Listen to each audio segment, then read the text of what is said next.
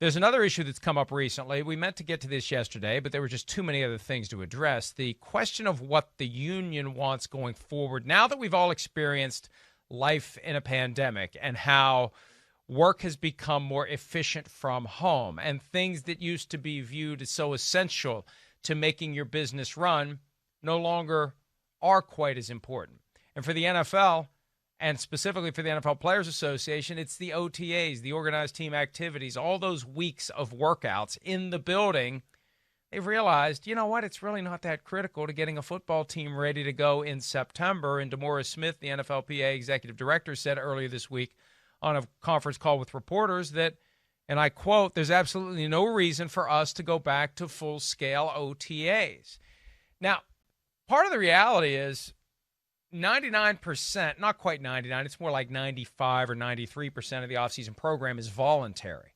But the reality is it's there. There's pressure on the players to be there. The coaches want them there. Teammates want them there. Young players see it's an opportunity to curry favor with the coaches and show what they can do. So the veteran players are going to show up to protect their turf. If you just don't have them, no one's going to be there. If you have them, even if they're voluntary, you're going to have most of your players present. DeMaurice Smith's position is you don't need to have these. We don't need to have these guys in the building. They can have more of an off season. They can have more of a life. Like anything else, though, with collective bargaining, it's not going to happen unless there's a give and take, unless there's a trade-off. What do you give up as the union to get the NFL to give up these OTAs that we've seen for a generation or longer now in the National Football League? And I just can't help but wonder whether that was some sort of a signal to the league. Hey, if there's something you want to be asking for, this is kind of what we would want in return. We want no OTAs. We want fewer OTAs. We want no training camp experiences where we're taken away from our families for a month. Guys should be able to stay at home. Training camp should be at the team facility. That's another thing that J.C. Tretter, the NFLPA president, pointed out the other day. And I kind of like that too. Again, we're learning that you don't have to show up and punch a time clock to be productive. That can save the employer a ton of money because you don't need to have the same physical facilities where people show up for work.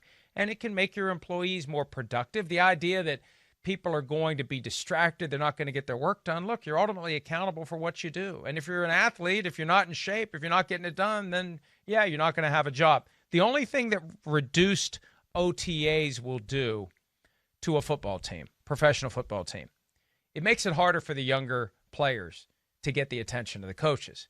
It benefits the veteran players who otherwise would have to worry about losing their job to a guy who comes in and is there for all of the OTAs and looks good, and they decide they can trust him, and maybe they give him some more responsibility going into training camp, and he performs well. They trust him some more. And the next thing you know, the veteran that was due to make $6 million is told, well, we only want to pay you $1 million this year, and if you don't like it, we're going to cut you because we're comfortable with this guy that we've studied over the course of the last 4 months in all of these offseason workouts. So that is one change that would occur if it would come to that.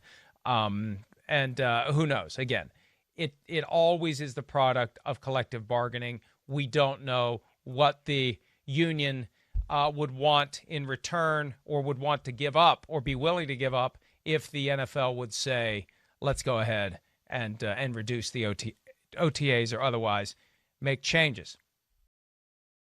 Hi, I'm Mike Tirico, and thanks for watching. Make sure to hit subscribe for the latest news and highlights from NBC Sports.